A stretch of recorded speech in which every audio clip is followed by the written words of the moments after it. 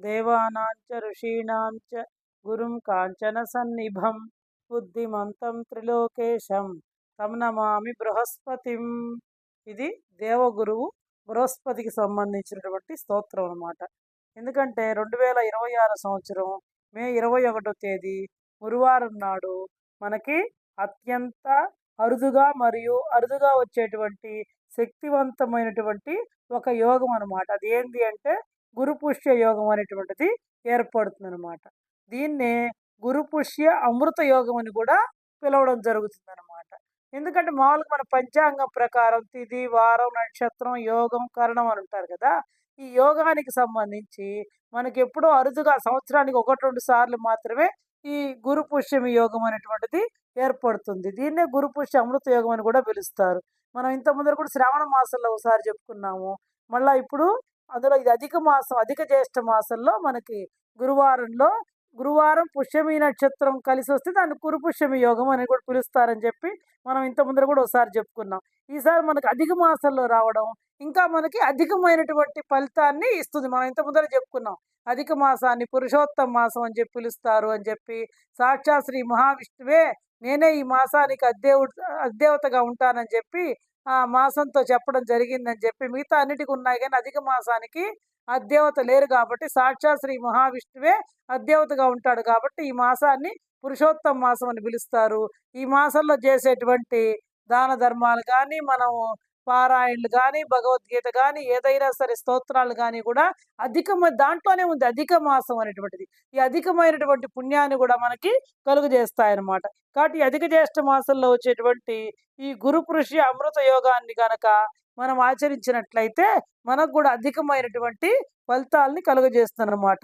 ఇంకా జ్యోతిష్ శాస్త్ర ప్రకారంగా చూసినట్లయితే ఈ గురు పుష్య యోగం అనేటువంటి దేనికి సంబంధించింది అంటే కొత్త పనులు ప్రారంభించడానికి, ఇంకా బంగారు, వెండి ఆభరణాలు, ఇల్లు లేదా వాహనాలు కొనడానికి అత్యంత శుభప్రదమైనటువంటి సమయం అనమాట ఈ గురు పుష్య యోగం అనేటువంటి సమయం.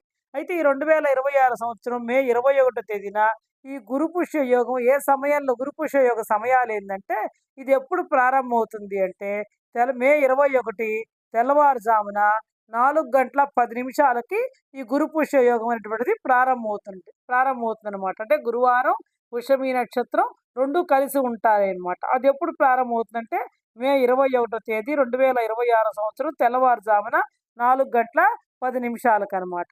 ఎప్పుడు ముగుస్తుంది అంటే 2026 సంవత్సరం మే 22వ తేదీ తెల్లవారుజామున 2:50 ముగుస్తుంది అనమాట. ప్రారంభం ఏమో 2000 గుర్తుపెట్టుకోండి. ఎప్పుడు ఈ లోపల మనం ఏదైనా సరే మంచి పనులు చేయాలి. 2026 సంవత్సరం మే 21వ తేదీ తెల్లవారుజామున 4:10 ప్రారంభమయ్యి 2026 సంవత్సరం మే 22వ తేదీ తెల్లవారుజామున 2:50 ఈ గురు పుష్య యోగం అనేటువంటిది ముగుస్తుంది అనమాట. కాబట్టి అయితే ఈ గురు పుష్య యోగం యొక్క ప్రత్యేకత ఏమేం చెయ్యాలి అంటే ఈ గురు పుష్య యోగంలో గనక మనం లక్ష్మీనారాయణులను గనక పూజించినట్లయితే మనకి లక్ష్మీ కటాక్షం అనేటువంటిది కలుగుతుందన్నమాట. ఇంకా దేవగురువు అయినటువంటి మనకు చూడండి జాతకాల్లో కూడా చెప్తూ ఉంటారనమాట. గురుబలం ఉంటే అన్ని వివాహాది శుభకార్యాలు, మంచి పనులు అన్నీ కూడా జరుగుతాయి. గురుబలం ఉండాలి, ఉద్యోగం రావాలన్నా, చదువు బాగా రావాలన్నా కూడా చెప్తూ ఉంటారు కదా. కాబట్టి అదేవిధంగా ఈ గురువుకి అధిపతి ఎవరంటే బృహస్పతి. ఆ బృహస్పతిని కనుక పూజించడం వల్ల మనకు ఆర్థిక ఇబ్బందులన్నీ కూడా తొలగిపోతాయి. కాబట్టి లక్ష్మీనారాయణని పూజించాలి, బృహస్పతిని కూడా పూజించాలి. నవగ్రహాలు ఉంటాయి కదా, అక్కడ బృహస్పతి ఉంటారు. ఆ బృహస్పతిని పూజించాలన్నమాట, అంటే గురువుని పూజించాలన్నమాట. ఇంకా ఈరోజు పసుపుతోటి పరిహారాలు చేయడం వల్ల కూడా తరతరాలకి కూడా తరగినటువంటి ఐశ్వర్యం లభిస్తుంది అని చెప్పి జ్యోతిష్ శాస్త్ర పండితులు కూడా చెప్తున్నారన్నమాట. ఇంకా ఏం చేయొచ్చు అంటే ఈరోజు కొత్త పెట్టుబడులు, ఆస్తుల కొనుగోలు, విద్యా సంబంధిత పనులకు ఇది ఉత్తమ సమయం అనమాట. ఏదైనా కొత్తగా మనం ఒక వ్యాపారం చేయాలా, పెట్టుబడి పెట్టడానికి కానీ, అదేవిధంగా ఆస్తుల్ని కొనుగోలు చేయడానికి కానీ, ఇంకా ఏదైనా విద్యకు సంబంధించినటువంటి పనులకి కానీ ప్రారంభించడానికి ఇది చాలా ఉత్తమమైనటువంటి సమయం అనమాట. ఇంకా ఈ అరుదైన యోగం అనేటువంటిది మనకి సంపదని, శ్రేయస్సుని మరియు ఆధ్యాత్మిక పురోగతిని కూడా తెస్తుందని చెప్పి ప్రతీతి అనమాట. ఇంకా దీనికి సంబంధించినటువంటి కొన్ని ముఖ్య విషయాలను మీకు ఇప్పుడు నేను తెలియజేస్తాను. ఈ గురు పుష్య యోగం రోజున బృహస్పతి యొక్క ప్రభావం ఎక్కువగా ఉంటుందని చెప్పాను కదా! కాబట్టి ఈ అమృత గడియల్లో కొన్ని వస్తువులు గనక ఎవరైనా సరే కొనుక్కొని మీ ఇంటికి గనక తెచ్చుకుంటే మీకు పట్టిందల్లా గూడా బంగారమే అవుతుందని చెప్పి మన శాస్త్రాల్లో చెప్పబడిందనమాట. ఇంకా ఈ గురు పుష్య యోగంలో ఎందుకంటే పుష్యమి నక్షత్రంతో రావడం పుష్యమి నక్షత్రంలో లక్ష్మీ అమ్మవారు జన్మించింది కాబట్టి ఈ బంగారం గనక కొంటే విపరీతమైనటువంటి లక్ష్మీ కటాక్షం కలుగుతుంది అని చెప్పి మన శాస్త్రంలో చెప్పబడింది. కానీ ఇప్పుడు బంగారం కొనే పరిస్థితి మనకు లేదు కదండీ! కాబట్టి బంగారం, వెండి వస్తువులు కొనలేకపోయినా సరే, ఈ ఇత్తడి వస్తువులు ఉంటాయి చూడండి. మన కుందులు, దీపారాధన కుందులు అవి కూడా చూసేదానికి బంగారం లాగా ఉంటాయి. అలాంటి వస్తువులు ఏదైనా సరే ఒకటి కొని తెచ్చుకున్నా కూడా మనకి మంచి యోగాన్నిస్తుంది. అంతేగాకుండా తరతరాలకి కూడా మన ఇంట్లో అన్నపూర్ణాదేవికి అంటే అన్నానికి ఇబ్బంది లేకుండా అన్నపూర్ణాదేవి ఎప్పుడూ గూడా మన ఇంట్లో కొలువై ఉంటుందనమాట. కాబట్టి ఇంకా ఈ గురు పుష్యమి యోగం రోజున మీరింకా పెద్ద ఖర్చు కూడా పెట్టాల్సిన అవసరం లేదు. కొంచెం ఒక రూ. 5, రూ. 10 పెట్టి ఒక పసుపు ప్యాకెట్‌ని కొని తెచ్చుకొని, ఆ పసుపుతోటి అమ్మవారిని అంటే లక్ష్మీ రూపాన్ని మనం చేసుకుంటాం కదా! గౌరీదేవిని. అలా చేసుకొని గనక పూజించి లక్ష్మీనారాయణని గనక పూజించినట్లయితే తరతరాలకి కూడా తగినటువంటి ఐశ్వర్య ప్రాప్తి కలుగుతుందనమాట. ఇంకా ఈ గురు పుష్యమి రోజున పసుపు రంగులో ఉన్నటువంటి ఏ వస్తువులు కొన్నా సరే మనకి ధన ప్రాప్తి కలుగుతుంది అనమాట. ఇంకా అప్పుల భారం గనక మనకు తీరాలంటే ఈ గురు పుష్య యోగంలో ఆవు నెయ్యితోటి దీపారాధన చేయాలండి. ఆవు నెయ్యితోటి దీపారాధన చేస్తే విశేషమైనటువంటి ఫలితాన్ని మనకి ఇస్తుందనమాట. ఎవరైనా సరే ఇంకా విపరీతంగా అసలు మాకు అప్పులున్నాయి, పైకి లేవలేవు అనుకునేటువంటి వాళ్ళు ఇప్ప నూనెతో గనక దీపారాధన చేస్తే బృహస్పతి దగ్గర మన యొక్క అప్పులన్నీ కూడా త్వరగా తీరిపోతాయన్నమాట. ఇంకా ఆ లక్ష్మీనారాయణని పూజిస్తూ ఓం నమో భగవతే వాసుదేవాయ అనే మంత్రాన్ని ఖచ్చితంగా 21 సార్లు జపించండనమాట.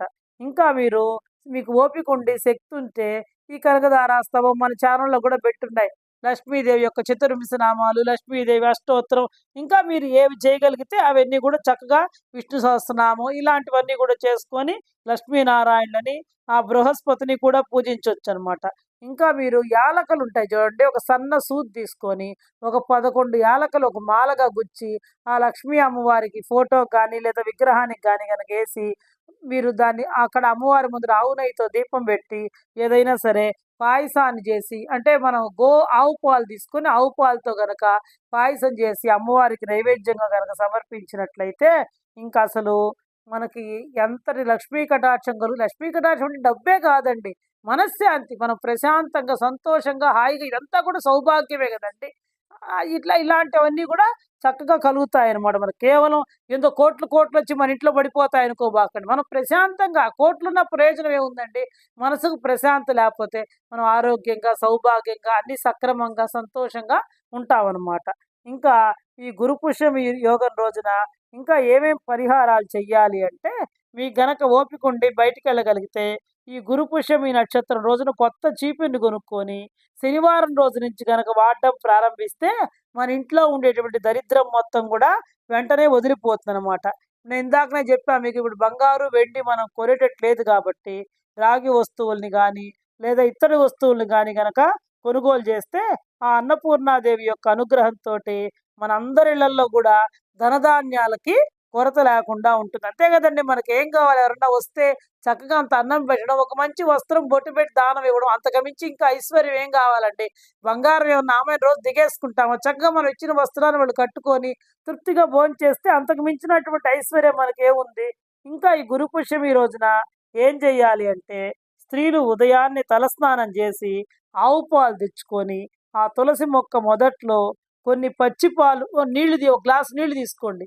దాంట్లో సగం నీళ్లు, సగం ఈ ఆవు పాలు కలిపి, ఆ నీటిని గనక తులసి కోటలో పోసి, ఆ తులసి కోట దగ్గర ఆవు నెయ్యితో గనక దీపాన్ని గనక వెలిగించినట్లయితే, మన ఇంట్లో ఉండేటువంటి దరిద్రమంతా తొలగిపోయి లక్ష్మీదేవి స్థిర నివాసం ఏర్పరచుకుంటుందట. ఇంకా మనకు తెలుసు. ఎందుకంటే నదీ స్నానం, సముద్ర స్నానం ఇవన్నీ కూడా మన శక్తి కొద్దీ అండి. ఇవన్నీ కూడా చేయొచ్చు. కుదిరితే చక్కగా చేయొచ్చు. ఏదైనా సరే లక్ష్మీనారాయణ మందిరానికి వెళ్ళి చక్కగా పూజ చేయించుకొని రావచ్చు. మహాలక్ష్మి అమ్మవారి గుడికెళ్ళొచ్చు. నవగ్రహాల్లో బృహస్పతి దగ్గరికెళ్ళి పూజించొచ్చు. ఇంకా గురు దక్షిణామూర్తిని గానీ, దత్తాత్రేయ స్వామిని గాని, ఈ విధంగా ఎవరైనా సరే అసలు జగద్గురువు కృష్ణ పరమాత్మ, కృష్ణం వందే జగద్గురువు అని చెప్తుంటాం కదా! ఆయన్ని పూజించొచ్చు. ఆయనకి సంబంధించిన కృష్ణాష్టకాన్ని ఏవైనా సరే మనకి భక్తి ప్రధానం అండి. మన ఆధ్యాత్మిక ప్రగతికి ఎంతగానో ఉపయోగపడుతుంది. మీకు ఇంత ముందర చెప్పాను. ఇది అధిక మాసం కాబట్టి, ఈరోజు మనం చేసేటువంటి ఏ పుణ్యకార్యమైనా సరే మనకు అధిక ఫలాన్ని ఇస్తుంది. మామూలు రోజుల్లో చేస్తే ఒక రకమైన ఫలితాన్ని ఇస్తే, ఈ అధిక మాసంలో అందులో గురు పుష్యమి యోగం రోజు గనక చేస్తే ఇంకా మన యొక్క ఫలితం అధికంగా ఉంటుందన్నమాట. ఇప్పుడు మీకు ఒక మంచి పరిహారం చెప్తానండి. ఇంకా ఈ ఆడవాళ్ళు ఎవరైతే ఉంటారో, పెళ్లి కాని అమ్మాయిలు ఉంటారు కదండి, వాళ్ళు ఈ గురు పుష్యమి యోగంలో ఒక తెలుపు రంగు దారం తీసుకొని దానికి చక్కగా పసుపు రాసి, ఆ పసుపు దారాన్ని తులసి కొమ్మకు గనక కట్టినట్లయితే ఎవరికైతే వివాహం కాలేదో వాళ్ళకి అతి త్వరితంగా వివాహ యోగం అనేటువంటిది లభిస్తుందండి. ఇది మంచి పరిహారం కదా! కాబట్టి వీడియోని స్కిప్ చేయకుండా చివరి వరకు చూడండి. ఇప్పుడు చూడండి, లాస్ట్‌లో మంచి పరిహారం చెప్పా మీకు. ఈ అరుదుగా వచ్చేటువంటి, అందులో అధికమైన ఫలాన్ని ఇచ్చేటువంటి అధిక మాసంలో ఈ గురు పుష్యమి యోగం రోజున ఎవరైనా సరే పెళ్లి కాని అమ్మాయిలు ఒక తెల్లటి దారం తీసుకొని, దానికి ఒక 5 పోగులో, 9 పోగులో తీసుకొని, 9 పోగులు దారం తీసుకొని దానికి చక్కగా పసుపు రాసి, చూడండి ఇదేం పెద్ద కష్టం కాదు కదా! మీరేం బయటికెళ్ళాల్సిన అవసరం లేదు. చక్కగా పసుపు రాసి మీరు కూడా చక్కగా స్నానం చేసి, తులసమ్మ దగ్గర ఆవు నెయ్యితో దీపం పెట్టి, ఇంత ముందర చెప్పాను, కొంచెం పాలు, కొంచెం నీళ్లు కలిపి, ఆ నీళ్లు తులసి మొదట్లో పోసి, తర్వాత ఈ దారాన్ని ఆ అమ్మవారికి, ఆ తులసి చెట్టుకి చుట్టండి. మీకు అతి త్వరితంగా వివాహ యోగం అనేటువంటిది సిద్ధిస్తుందనమాట. ఇంకా వివాహం అయినటువంటి వాళ్ళు కనుక చేశారనుకోండి, వాళ్ళకి దీర్ఘ సుమంగళ యోగం అనేటువంటిది కలుగుతుంది అనమాట. ఇది ఈ గురు పుష్యమి యోగానికి సంబంధించినటువంటి విషయాలు, పరిహారాలు మీకు అన్నీ కూడా దానికి సంబంధించినటువంటి ప్రాధాన్యతని మీకు వివరంగా నేను తెలియజేయడం జరిగింది. ప్రతి ఒక్కళ్ళు కూడా మీకు వీటిల్లో ఏది అవసరమో, ఏది చేయగలరో, ఏ చిన్న పరిహారమైనా సరే చేసి అందరూ కూడా సత్ఫలితాలని పొందాలని, మీకు అందరికీ కూడా శుభాలు కలగాలని కోరుకుంటూ సెలవు తీసుకుంటున్నానండి.